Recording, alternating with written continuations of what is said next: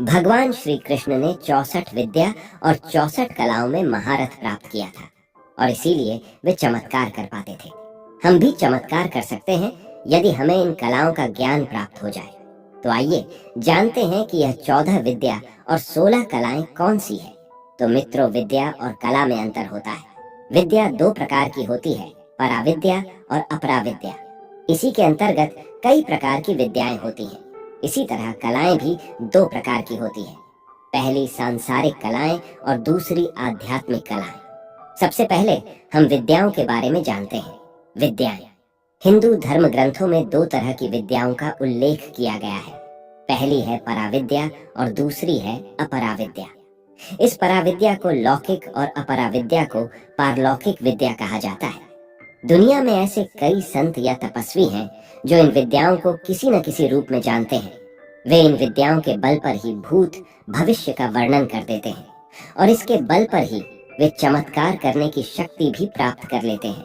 शिक्षा, कल्प, व्याकरण, निरुक्त, छंद, नक्षत्र, वास्तु, आयुर्वेद, वेद, कर्मकांड, ज्योतिष, सामुद्रिक शास्त्र, हस्तरेखा, धनुर्विद्या आदि यह सभी पराविद्याएं हैं। लेकिन प्राण विद्या, त्राटक, सम्मोहन, जादू, टोना, स्तंभन, इंद्रजाल, तंत्र, मंत्र, यंत्र, चौकी बांधना, गार गिराना, सूक्ष्म शरीर से बाहर निकलना, पूर्व जन्म का ज्ञान होना, अंतर्ध्यान होना, त्रिकालदर्शी बनना, मृत संजीवनी विद्या, पानी बताना, अष्ट सिद्धियां, नवनिधियां आदि अपराविद्याएं हैं। लेकिन मूल रूप से 14 विद्याएं ही प्रमुख है। अब हम कलाओं के बारे में जानते हैं। कलाएं कलाएं दो प्रकार की होती है, सांसारिक कलाएं और आध्यात्मिक कलाएं। सांसारिक कलाओं में मार्शल आर्ट, भाषा, लेखन, नाट्य, गीत, संगीत, नौटंकी, तमाशा, वास्तुशास्त्र, स्थापत्य कला, चित्रकला, मूर्तिकला, पाक कला, साहित्य, बेल बूटे बनाना, नृत्य, कपड़े और गहने बनाना, सुगंधित वस्तुएं, इत्र तेल बनाना, नगर निर्माण, सुई का काम, बढ़ई की कारीगरी, पीने और खाने के पदार्थ बनाना, पाक कला, सोने, चांदी, हीरे, पन्ने आदि रत्नों की परीक्षा करना, तोता मैना आदि की बोलियां बोलना इत्यादि सांसारिक कलाएं हैं। शास्त्रों में 64 प्रकार की कलाएं बताई गई हैं। आध्यात्मिक कलाएं मूल रूप से 16 हैं। उपनिषदों के अनुसार 16 कलाओं से युक्त व्यक्ति ईश्वर तुल्य होता है, या कहें कि स्वयं ईश्वर ही होता है। 16 कलाएं दरअसल बोध प्राप्त आत्मा की भिन्न भिन्न स्थितियां हैं। बोध अर्थात चेतना, आत्मज्ञान या जागरण की अवस्था या होश का स्तर। जैसे प्राणी के अंतर में जो चेतन शक्ति है या प्रभु का तेजांश है, उसी को कला कहते हैं। कला इस बात पर निर्भर करती है कि आपकी चेतना कितनी जागृत है। जिस प्राणी में जितनी चेतना शक्ति अभिव्यक्त हो रही है, उतनी ही उसकी कलाएं मानी जाती हैं। इसी से जड़ चेतन का भेद होता है। जिस प्रकार से प्रतिपदा के दिन चंद्र की कला में कम प्रकाश होता है और जैसे जैसे चंद्र की कला बढ़ती जाती है, वैसे वैसे उसका प्रकाश भी बढ़ता जाता है और पूर्णिमा के दिन चंद्र पूर्ण रूप से चमक उठता है। इसी प्रकार से आत्मा दिव्य और अलौकिक बनती जाती है। आत्मा की कम जागृति को पहली कला, और जब आत्मा अपनी जागृति के चरम पर होती है तो उसे 16वीं कला माना जाता है। उपनिषद में महर्षि पीपलाद हमें इन 16 कलाओं की जानकारी देते हैं। सबसे पहली कला है नाम। जब आत्मा ने अपने आप को अभिव्यक्त किया और इस जगत और ब्रह्मांड की रचना हुई, तो सभी तत्वों और पदार्थों को एक नाम मिला, और नाम के साथ रूप और गुण भी जुड़े हुए होते हैं। हम किसी भी व्यक्ति, वस्तु या पदार्थ को नाम, रूप या गुण से जानते और पहचानते हैं। यह आत्मा की सबसे पहली जागृति है। जब व्यक्ति इस जगत में आता है तो उसे विविध रूप दिखाई देते हैं। विविध गुणों की अनुभूति होती है, जैसे कि ठंडी, गर्मी, पीड़ा, आनंद इत्यादि, और उसको विविध नाम सुनाई देते हैं। पत्थर, पेड़ पौधे, रमेश, सुरेश। बस यही आत्मा की पहली जागृति या पहली कला है। इसके अंतर्गत सभी नामधारी, गुणधारी और रूपधारी जड़ और चेतन पदार्थ का समावेश होता है। दूसरी कला है लोक। अब जब व्यक्ति जन्म लेकर इस दुनिया में आता है और थोड़ा बड़ा होता है, तो वह अपने मोहल्ले, गांव, शहर, राज्य, देश और दुनिया की जानकारी प्राप्त करता है। एक प्राणी भी बड़ा होता है तो अपने इलाके की जानकारी प्राप्त करता है। आत्मा की जागृति का स्तर अब नाम, रूप और गुण से बढ़कर लोक तक विस्तृत हुआ, यानी कि वह दुनिया की जानकारी प्राप्त करने लगा। अब तक उसे यह ज्ञान नहीं हुआ है कि वह कौन है और कहां से आया है और क्यों आया है।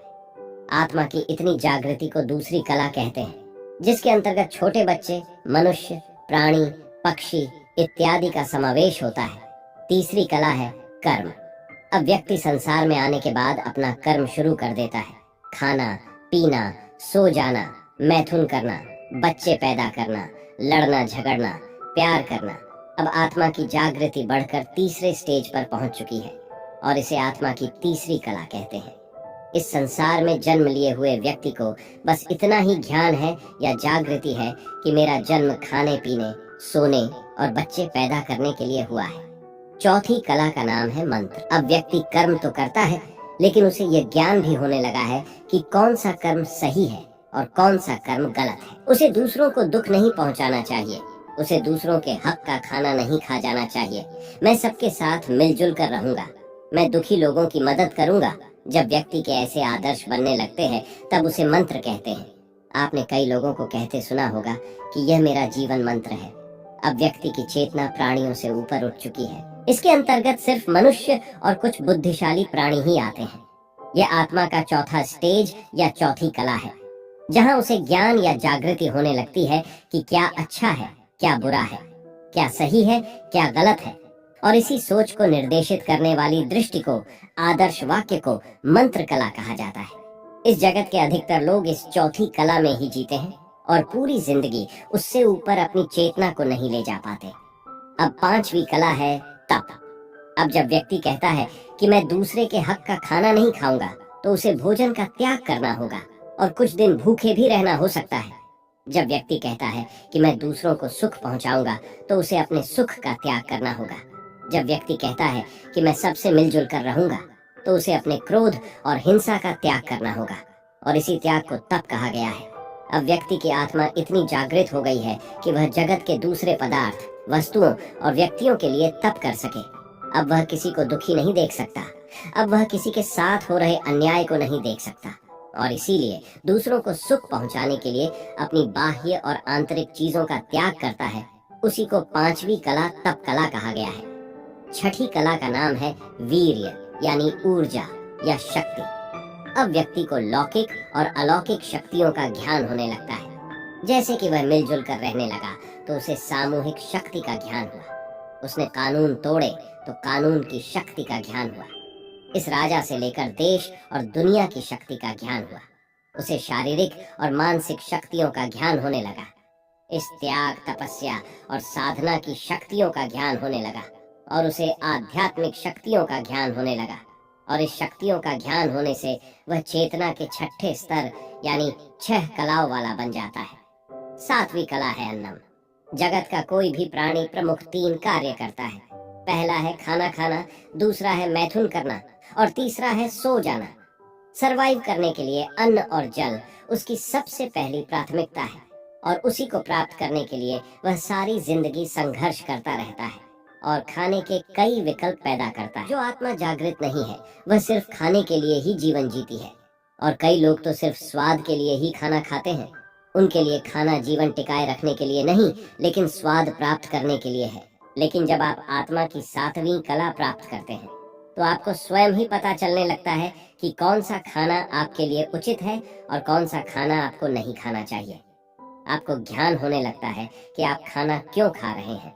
आपको किसी से पूछने नहीं जाना पड़ता कि आप उपवास में क्या खाएं और क्या न खाएं। इसका आपको स्वयं ही ज्ञान होने लगता है। आपको मांसाहार करना चाहिए या नहीं करना चाहिए, आपको फलाहार करना चाहिए, अन्नाहार करना चाहिए या उपवास करना चाहिए। इस बात को आप स्वयं ही जान लेते हैं। अब खाना आप सिर्फ स्वाद के लिए ही नहीं खा रहे होते हैं। यदि आपको 5 पकवान मिले हैं तो भी आप ज्यादा खुश नहीं हो जाते, और यदि आपको सूखी रोटी भी खाने को मिली है तो भी आप दुखी नहीं हो जाते, क्योंकि आप चेतना के आत्मा के छठे स्तर पर पहुंच चुके हैं। आत्मा की 7वीं कला का नाम है मन। कई साधक और तपस्वी इस 7वीं कला तक पहुंच जाते हैं। यहाँ पर पहुंचकर आपको मन का ज्ञान होने लगता है। आपको मन और आत्मा में क्या अंतर है ये दिखाई देने लगता है। आपको आत्मा के मनोमय कोश का ज्ञान होने लगता है। आपको मन के क्रियाकलापों, चंचलता और मन किस प्रकार से शांत और स्थिर हो सकता है इसका ज्ञान होने लगता है। आप जान जाते हो कि मन किस प्रकार से मुक्ति और बंधन का कारण है। आपका जो मन परिस्थितियों से, घटनाओं से, वस्तु, व्यक्ति और पदार्थ से दुखी, द्रवित और खुश हो जाता था, अब उसका पूरा कंट्रोल आपके हाथ में आ जाता है। जब व्यक्ति मन पर विजय प्राप्त कर लेता है तो वह 7 कलाओं वाला बन जाता है। आत्मा की 8वीं कला है इंद्रियां। अब आपने मन पर तो नियंत्रण प्राप्त किया है, लेकिन मन को चलाने वाला और मन को खींच के ले जाने वाली इंद्रियां हैं। इंद्रियां जहां जाएगी, आपका मन भी वहां चला जाएगा। इसीलिए इंद्रियों पर नियंत्रण प्राप्त करना भी अत्यंत जरूरी है। पहली है स्वाद इंद्रिय, जो आपको विविध प्रकार के स्वादों की ओर आसक्त करेगी, आपको खींच कर ले जाएगी। लेकिन इस 8वें स्तर पर आ जाने पर आपके लिए स्वाद महत्वपूर्ण नहीं है। नेत्र इंद्रिय आपको बहुत सुंदर, बीभत्स, भयानक, हिंसात्मक, इरोटिक्स दृश्य के प्रति आसक्त करेगी, लेकिन इस कला के प्राप्त करने पर आपके लिए वैसे दृश्य कोई मायने नहीं रखेंगे। श्रवण इंद्रिय आपको मधुर संगीत, मीठी बातें, निंदा, गालियां जैसी आवाजों की तरफ खींच कर ले जाएगी, लेकिन ऐसी आवाजें आप पर कोई अच्छा या बुरा प्रभाव नहीं डाल सकती। जनन इंद्रिया आपको मैथुन के प्रति आसक्त करेगी, लेकिन आप मैथुन करें या ना करें, आप पर आपका उस पर पूर्ण नियंत्रण है। आपको पूर्ण जागृति होती है कि आपको मैथुन कब करना है और क्यों करना है और कब नहीं करना है, और ब्रह्मचर्य का पालन करना है। इसी प्रकार सभी इंद्रियों पर आप नियंत्रण प्राप्त कर लेते हैं तो आप 8 कलाओं के स्वामी बन जाते हैं। और यहाँ तक कुछ सिद्ध योगी ही पहुँच सकते हैं, जिन्होंने अपने मन और इंद्रियों पर पूर्ण नियंत्रण प्राप्त कर लिया है।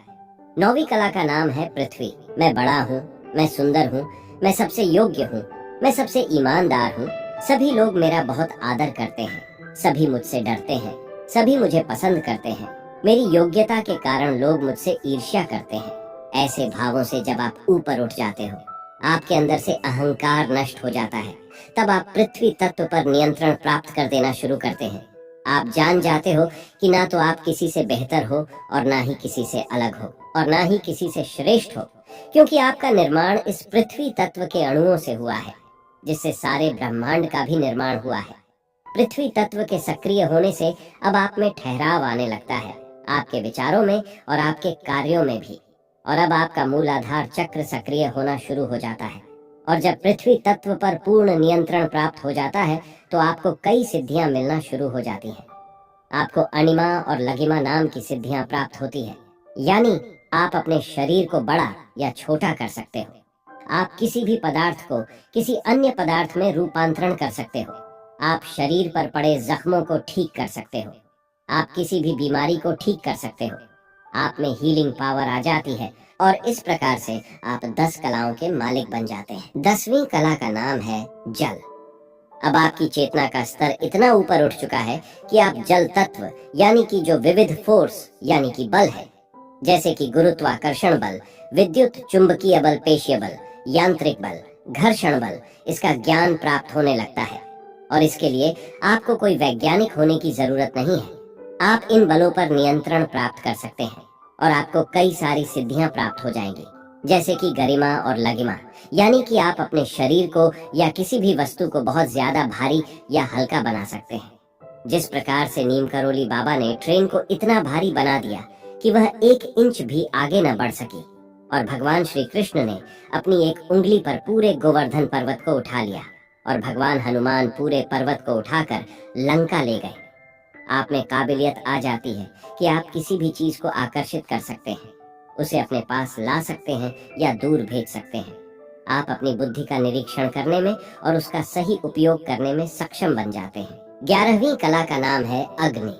अब आपकी तीसरी आंख यानी कि ज्ञान चक्षु खुल जाते हैं। आप किसी भी वस्तु में आग पैदा कर सकते हैं। आप ठंडी या गर्मी यानी कि तापमान पर नियंत्रण रख सकते हैं। आपका आभा मंडल यानी कि ओरा मंडल बहुत ज्यादा बड़ा होने लगेगा। अब आपको प्राप्ति नाम की सिद्धि प्राप्त हो जाती है, जिसके अंतर्गत आप किसी भी पशु, पक्षी और जीव जंतु की भाषा को समझ सकते हैं।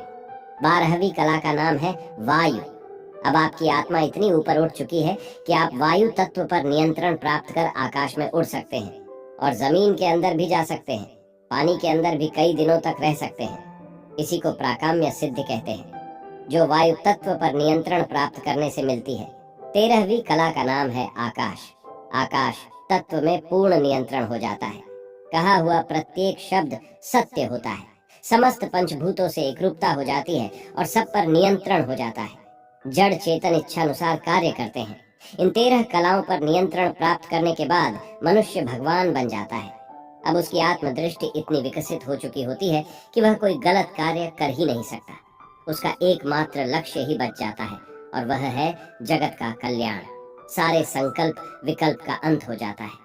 14वीं कला का नाम है श्रद्धा। अब व्यक्ति को उसे परम तत्व में अपार श्रद्धा या कहे कि विश्वास बन जाता है, या कहे कि वही वह परम सत्य बन जाता है। उसका समय पर नियंत्रण हो जाता है। देह वृद्धि रुक जाती है अथवा अपनी इच्छा से होती है। व्यक्ति सर्वव्यापी हो जाता है, एक साथ अनेक रूपों में प्रकट हो सकता है। वह पूर्णता अनुभव करता है। वह मृत्यु पर नियंत्रण प्राप्त कर लेता है और उसे इच्छा मृत्यु प्राप्त होती है। व्यक्ति हजारों वर्षों तक जीवित रह सकता है। 15वीं कला का नाम है प्राण। इस कला से युक्त पुरुष में व्यक्त अव्यक्त की सभी कलाएं होती हैं। यही दिव्यता है। व्यक्ति दिव्य प्रकाश रूप बन जाता है। ऐसा कुछ भी नहीं है जो व्यक्ति रूपी भगवान ना कर सके। ये बहुत ही उच्च कोटि की आत्मा की जागृति है। 16वीं कला का नाम है ईशत्व। इस कला को प्राप्त आत्मा कारण का भी कारण हो जाता है। यह अव्यक्त अवस्था है। अब व्यक्ति अपना स्वयं का लोक बना सकता है, ब्रह्मांड बना सकता है। वह व्यक्त भी हो सकता है और अव्यक्त भी बन सकता है। अब उसमें और परम तत्व में कोई अंतर नहीं रह जाता। तो मित्रों, आपने इस प्रस्तुति में आत्मा की 16 कलाओं के बारे में जाना, जिसे महर्षि पीपलाद ने हमें प्रश्नोपनिषद में बताया है, जो आत्मा की जागृति के अलग अलग स्तर है।